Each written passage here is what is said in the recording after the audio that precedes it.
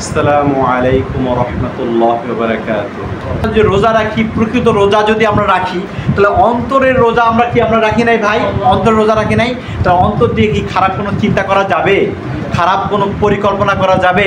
খারাপ কোনো চিন্তা পরিকল্পনা, খারাপ কাউকে ছোট করা, খাটো করা, কারো খারাপ করা, ক্ষতি করা, এইসব পরিকল্পনা করা যাবে? অন্তর সুচিন্তা করা, সুধারণা করা, ভালো কাজ করা, নফসে মুতমাইন্না হওয়া, এটাও একটা হলো অন্তরের রোজা। এটাও একটা কি? অন্তরের রোজা। অন্তরের কদ আফলাহা মান যাক্কাহা, অন্তর পবিত্র রাখা, এটা একটা ফরজ। এটা একটা কি? ফরজ ইবাদত, অন্তর পবিত্র করা। অন্তর কি? পবিত্র। আল্লাহর রহমতে পীর মাশায়েখ যারা ওলি আউলিয়ারা, তারা জিকির আজগার করে অন্তরকে সবসময় পবিত্র রাখে। এই বিষয়টাও খুব গুরুত্বপূর্ণ একটা বিষয়। সাহাবা কেরাম অন্তর খুবই পবিত্র ছিলেন। তাহলে এটাও রোজার একটা অন্যতম শিক্ষা। তারপরে কি ভাই? পেট পবিত্র রাখা। পেট, আপনি রমজানের সারাদিন রোজা রাখছেন, খান নাই, পরিমিত খাবার খেয়েছেন, আর আপনি এখন গিয়ে ইচ্ছে মতো খেতে পারবেন?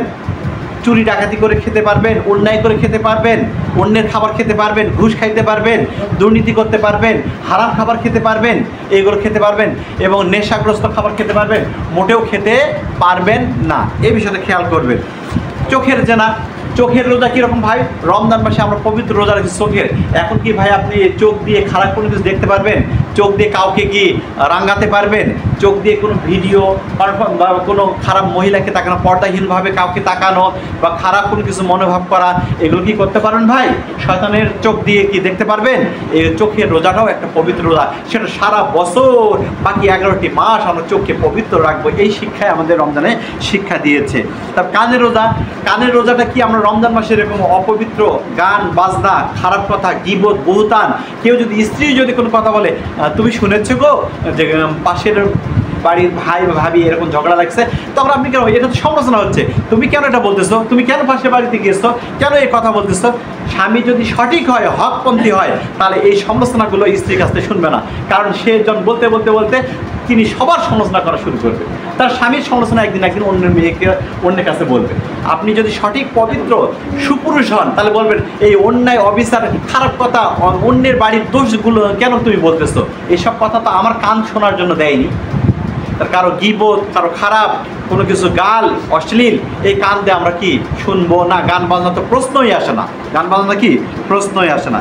তারপর কি? জিহ্বা। এই জিহ্বা দিয়ে আমরা কখনো কাউকে গালি দেবো না। এই জিহ্বা দিয়ে কাউকে পচা কথা বলবো না।